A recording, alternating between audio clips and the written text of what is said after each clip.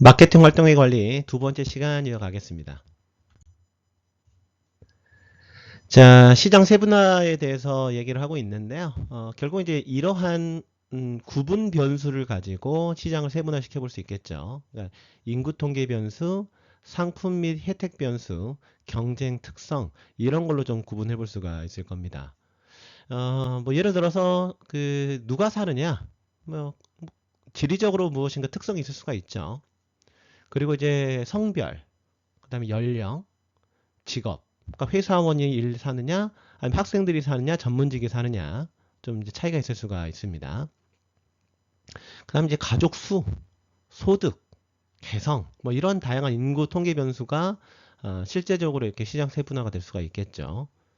그리고 이제 뭐 상품 및 혜택 변수, 경쟁 특성 뭐 이렇게 해도 볼 수가 있는데, 뭐 예를 들어서요.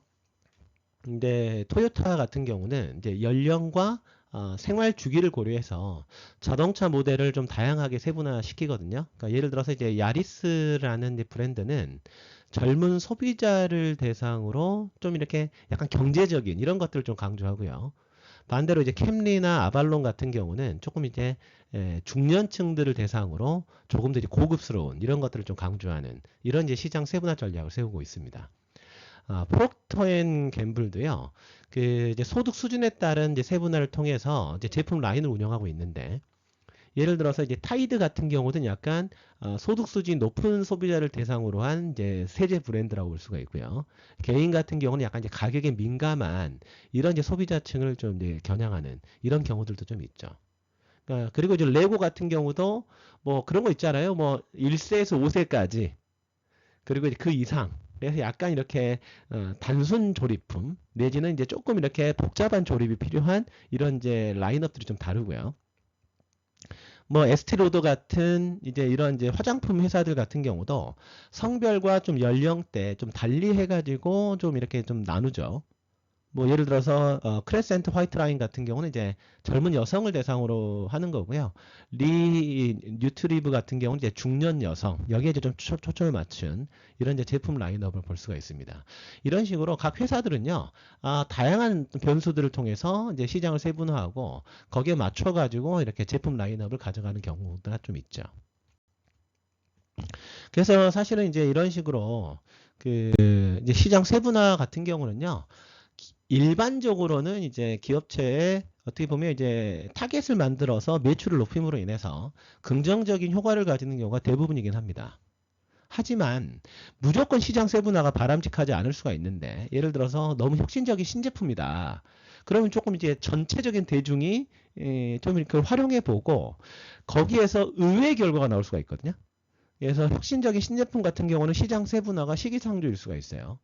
그러니까 예를 들어서 사실은 애플과 관련돼서 기본적으로 이제 다양한 모바일이 나왔을 때 이제 많은 사람들은 젊은 사람이 주로 쓸 거라고 했는데, 사실은 이제 시력이 나쁜 이제 분들이 기본적으로 이렇게 글자를 키워가지고 책을 읽는 용도로 이제 그런 이제 모바일을 많이 썼거든요.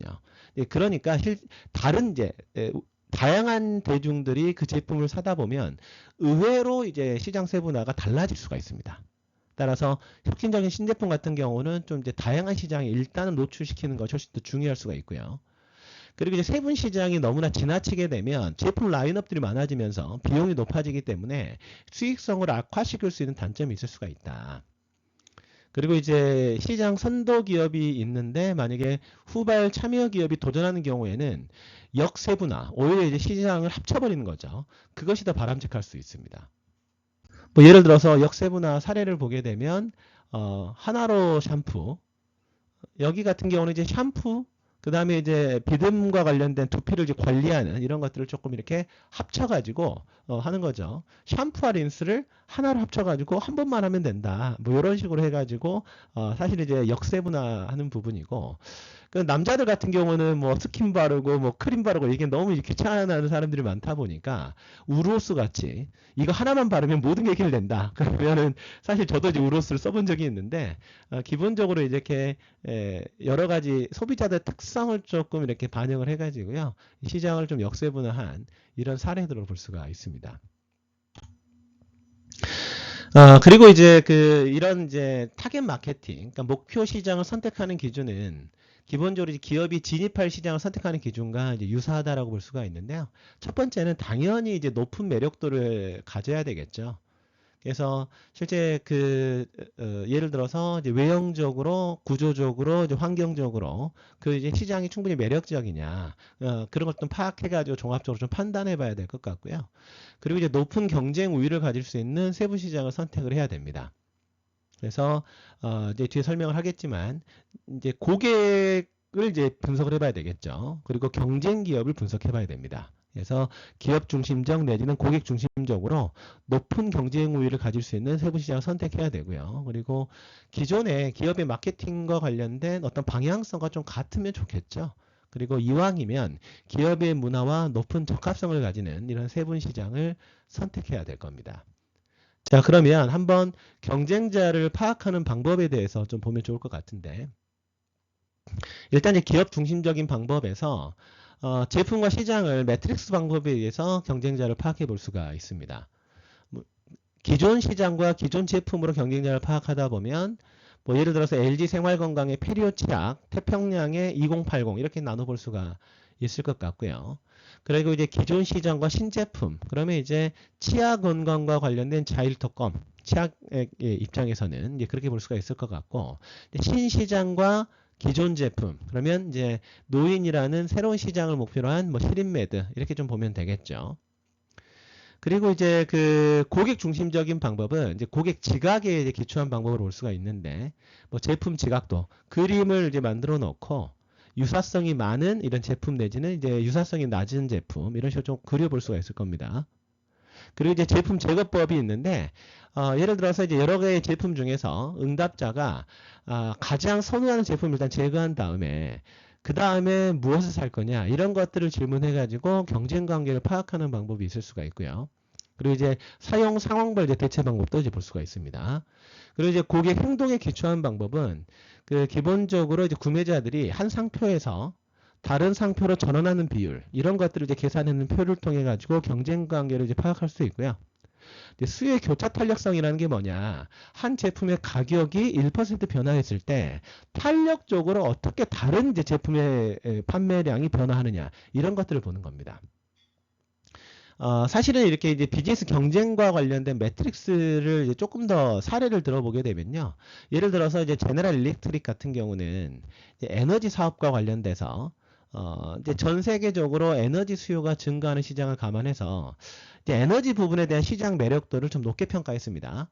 그래서 이제 이걸 통해 가지고 에너지 사업의 확장을 결정한다라거나, 그리고 이제 또 이제 분석을 해보니까 의료기기 시장에서 높은 성장률과 수익성이 이제 나올 것 같다. 그래서 실제 이제 의료기기 분야에 이제 뭐 집중 투자를 결정하는 이런 식으로 경쟁자도 파악하면서 시장 이런 것들을 파악하면서 이제 어디에 이제 목표를 가지고 자본을 투하할 거냐 이런 것들을 좀 결정하는 거다라고 보면 되겠죠.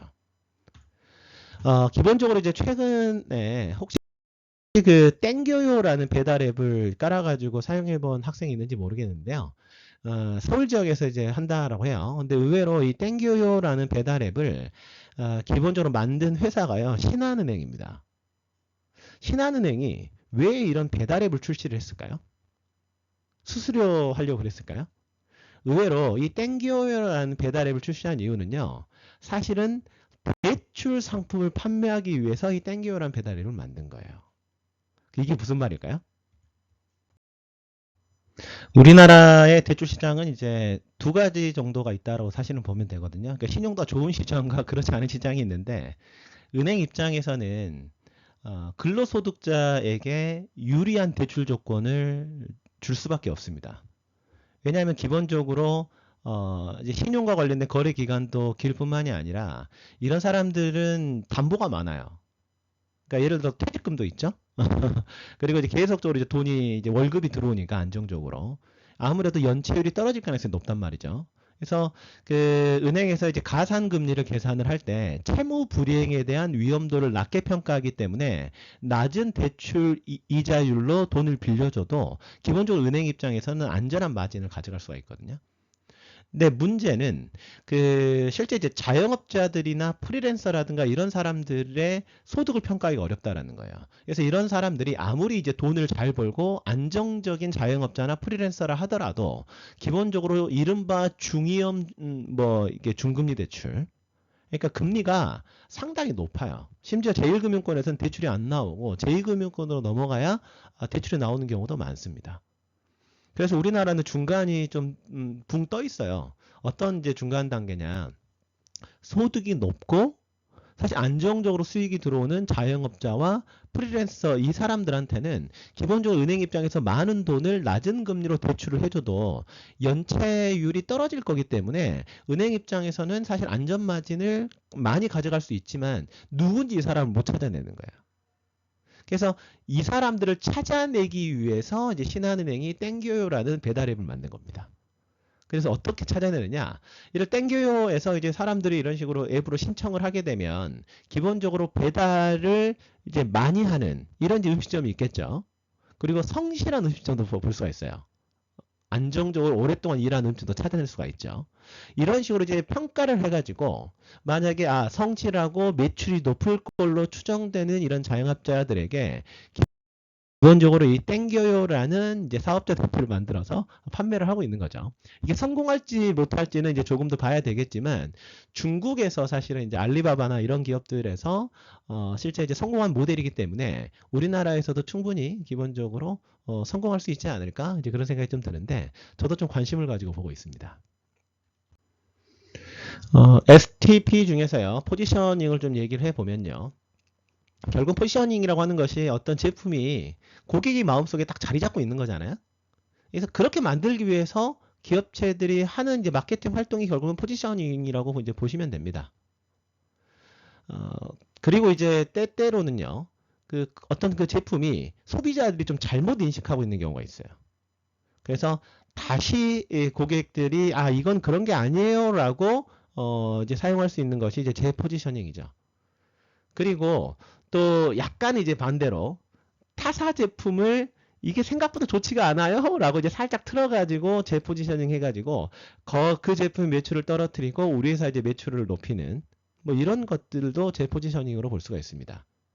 그래서 결국은 이제 경쟁 제품과 관련해서 자사 제품에 관련된 고객들의 어떤 인지의 변화를 이제 꾀하는 이런 일련의 마케팅 활동이 바로 포지셔닝, 재포지셔닝으로 볼 수가 있는데 자사 제품 재포지셔닝 사례를 보게 되면요. 올드 스파이스라고 있어요. 이건 이제 남성용 데오드란트 바디워시인데 기본적으로 이게 중년 남성들에게는 그래도 인지도가 있었는데 젊은 세대들에게는 이제 별로 매력적이지 않은 이미지였다라고 합니다. 그런데 2010년도에 이제 광고 캠페인을 시작을 하는데 The Man Your Man Could Smell Like 이런 이제 광고 캠페인을 했다라고 합니다. 그래서 이런 이미지에서 완전히 탈피했다라고 해요. 그래서 약간 이제 유머러스하고 남성의 어떤 섹시미 이런 것들을 조합해가지고요. 브랜드를 조금 더 이렇게 젊고 동적인 이미지로 재포지셔닝 했는데 이 광고 캠페인은 이제 큰 성공을 거뒀고요. 실제 이제 매출이 크게 증가했다라고 하죠. 그리고 이제 또 경쟁 제품의 재포지셔닝 사례 중에 이제 가장 유명한 것 중에 하나가 펩시죠, 펩시. 1970년대에 펩시가 코카콜라에 비해서 시장 점유율이 낮았는데 펩시 챌린지라고 해가지고 어떤 거 있습니까? 그러니까 이제 그러니까 블라인드 테스트를 한 거죠. 그래서 소비자들의 눈을 가리고 콜라 두 개를 이제 마시게 하는데 하나는 이제 코카콜라고 하나는 펩시였는데 이제 그렇게 하다 보니까 사람들이 펩시를 훨씬 더 선호하더라 이거죠. 이런 걸 광고를 한 겁니다. 야, 그러니까 눈 가리고 먹으면은 코카콜라보다는 펩시가 더 나을 수 있겠구나. 이런 식으로 이제 약간 재포지셔닝을 해서 이제 펩시콜라의 매출 상승이 이어졌죠. 그래서 코카콜라의 매출을 떨어뜨리고 이제 펩시콜라의 매출을 이제 높이는 이런 것들이 바로 재포지셔닝 전략의 하나였다라고 보시면 되겠습니다. 브랜드 가치 정말 중요하죠. 보게 되면 이게 2022년도에 스마트폰의 탑10 이제 셀링 브랜드인데 보게 되면 어떻습니까? 10개 중에 아이폰이 8개고요. 갤럭시가 2개 있네요. 한국 사람으로서 아쉽긴 하지만 근데 저도 아이폰 쓰고 있어가지고 뭐라고 할 수는 없는데 이런 형태는 뭔가 약간 아이폰 하게 되면 조금 더 이제 고급스러운 이미지가 있는 거 아니겠습니까? 그래서 실제 이런 식으로 무엇인가 이제 자리 잡게 만드는 이게 어떻게 보면 기업체 마케팅의 가장 핵심적인 목표 중에 하나다라고 좀 볼 수가 있겠죠. 그리고 이제 저 같은 경우는 이제 이런 게 있어요. 어떻게 보면 이제 이런 마케팅을 통해 가지고 이제 브랜드를 확보를 하는 건데, 저 같은 경우도 지금 차는 국산차인데, 제가 이제 외제차를 타는 사람들을 부러워했지, 제가 외제차를 타야 된다는 생각을 사실 해본 적은 별로 없었어요. 왜냐면은, 주위에 외제차 타는 사람들 보면, 뭐, 부럽긴 하지만, 너무 유지비가 많이 들어가는 거야. 특히나, 보증기간 끝나버리게 되면요. 한번 수리를 들어가게 되면, 바들바들 떨어요. 500만 원 이상, 뭐, 1000만 원 이상 나와버리니까. 너무 이제 수리비가 많이 들어가는 거죠. 그런데 이제 제가 요즘 들어서는 다음번에 차 바꿀 때 볼보로 바꿔볼까? 이런 생각을 하게 되는데 이제 이런 신문 기사를 보면 볼보 이미지 원래 안전하다는 이미지가 있는데 이 정도일 줄 몰랐어요. XC90이란 브랜드가 있는데요. 이 브랜드가 1995년도인가 이때 뭐 출시가 됐다라고 하는데 글로벌리하게 이 차 안에서 사망자가 단 한 명도 나오지 않았다. 뭐 이런 신문 기사를 제가 본 적이 있거든요. 야, 근데 저 같은 경우는 안전을 좀 중요하게 생각을 하니까 그런 걸 보면 나는 뭐 다른 건 몰라도 안전한 게 필요한데 뭐 이런 이제 이미지 때문에 이 차를 한번 사볼까 이런 생각이 들더라고요. 그래서 한번 볼보의 홈페이지를 들어가 보니까 이런 이미지 이런 이제 글귀가 있더라고요. 제 마음에 더 와닿았는데 볼보의 비전이라고 합니다. 우리의 비전은 새롭게 출시되는 볼보 자동차에 의해서 중상자나 사망자가 생기지 않도록 하겠다라는 거예요. 사망자뿐만이 아니라 어떤 사람도 생기지 않게 하겠다고요? 중상자도 뽑히지 않게 하겠다. 야, 그러니까 이런 이제 이미지, 브랜드 이 자체가 사실은 저로 하여금 저는 이제 안전을 중요하게 생각을 하니까 야, 다음번에 차 바꿀 때 볼보로 바꿔볼까? 이런 생각을 좀 하게 되더라고요. 실제 이제 회사가 여기에 초점을 맞춰가지고 제품 개발이라든가 이런 것들을 이제 중점적으로 하고 있죠. 본인의 브랜드, 이 안전이란 브랜드를 갖추기 위해서 얼마나 노력을 많이 했겠습니까? 그래서 회사의 정책 자체가 이쪽에 초점이 맞춰져서 이 브랜드를 놓치지 않기 위해서 이제 역량이 집중이 되는 겁니다. 그래서 실제 에어백도 탑승자를 보호하기 위해서 다양한 이제 설계된 에어백도 장착이 되어 있다라고 하고 이 시트 자체도 이제 부상을 줄여줄 수 있는 이런 시트를 이제 만든다라고 하고요. 이런 식의 역량이 이제 브랜드의 어떤 관리에 집중이 되고 있는 것들을 확인할 수가 있습니다. 자, 그리고 이제 감지와 반응의 마케팅을 둔 마케팅력 사고는요, 요즘에 이제 더 중요하죠. 요즘은 이제 워낙에 IT 기술이 발전하고 있다 보니까 기회 요인도 많지만 위협 요인도 많습니다. 정말 확확 바뀌어요. 그러니까 어떤 식으로 서비스를 만드냐 혹은 제품을 만드냐에 따라서 기본적으로 회사의 운명이 갈리죠. 세계 최고의 투지폰을 만들어 놨는데 스마트폰이 나와버려 가지고 그 시장이 없어져 버린 것. 여러분들 삐삐 잘 모르죠? 삐삐. 예, 저는 이제 제가 고등학교 3학년 때 삐삐를 좀 그때부터 이제 가지고 다녔었는데 예전에 이제 핸드폰이 없을 때 이제 연락 수단이었어요. 근데 그런 이제 삐삐라는 게 있었는데 투지폰이 나왔고 그리고 스마트폰이 나오고 나중에 또 뭐가 어떻게 될지 모르는 거죠. 따라서 이제 시장 변화에 보다 빠르게 반영될 수 있고 잘 파악할 수 있는 기업이 살아남기 때문에 기업의 감지 역할이 매우 중요합니다. 그리고 이거 어떻게 대응할 거냐. 그래서 이 두 가지의 본원적인 질문에 좀 답을 해야 되겠죠. 뭘 감지해야 되느냐? 감지된 기회와 위협에 어떻게 반응해야 되느냐. 이렇게 이제 구성된다고 볼 수가 있습니다. 자, 그렇다면 이제 이런 형태의 사고의 틀로 좀 살펴보면 좋을 것 같은데요. 자, 뭘 감지해야 될까? 당연히 이제 시장 구조의 변화를 감지해야 되겠죠. 실제 이제 경쟁자들이 어떤 상품을 만들고 있고 어떤 마케팅을 하려고 하는지 우리 회사는 어떤 장점이 있고 단점이 있는지를 파악을 해야 될 것 같고요. 고객과 관련된 정보도 지속적으로 감지해야 됩니다. 일본 같은 경우도 우리나라랑 마찬가지라고 보는데 그 20대 30대들이요 예전처럼 술을 마시지 않아요. 그래서 기본적으로 이제 그런 이제 기본적 맥주와 관련된 시장보다는 무알콜에 대한 시장이 엄청나게 커졌거든요. 그래서 그런 걸 빨리 캐치해내서 그런 이제 제품을 만들어낸 이런 이제 맥주 브랜드 회사들이 본인의 매출을 유지시킬 수가 있는 거죠. 이런 형태로 이제 시장 구조도 이제 파악을 해봐야 되고, 그리고 이제 경제적 환경이라든가 법적 환경 이런 것들도 파악을 해봐야 됩니다.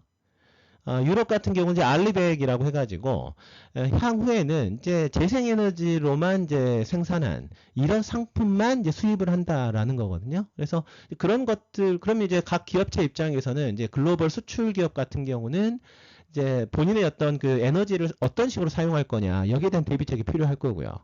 그리고 당연히 이제 인터넷 기술에 대한 변화 이런 것들을 통해서 기업의 기회와 위협 요인을 파악을 해야 될 겁니다. 그리고 그렇다면 이거를 이제 어떤 식으로 대응해야 될 거냐.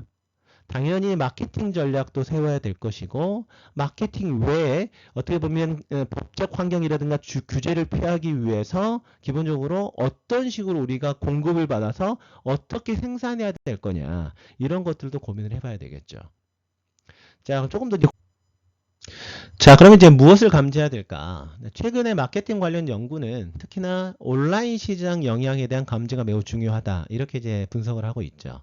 그래서 전자시장이 있는데 여기 이제 구성 요소, 즉 고객과 기업과 경쟁 관계에 대한 분석이 필요할 겁니다. 특히나 이제 온라인 시장이 도입이 되면서 이제 가격 경쟁, 어떤 식으로 가격 경쟁을 하고 소비자들은 어떻게 반응을 하고 있고 가격 경쟁을 피하려면 어떻게 해야 될 거냐 여기에 대한 기업의 전략이 필요해야 되지 않을까요?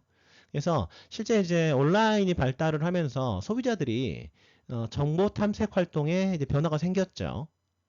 그래서 쉽게 상품에 대한 가격을 알 수가 있어요. 그래서 온라인 시장의 가격을 낮추는 방향으로 영향을 미치고 있고 그렇다 보니까 온라인 소비자들이 기본적으로 오프라인 소비자에 비해서 가격에 매우 민감합니다.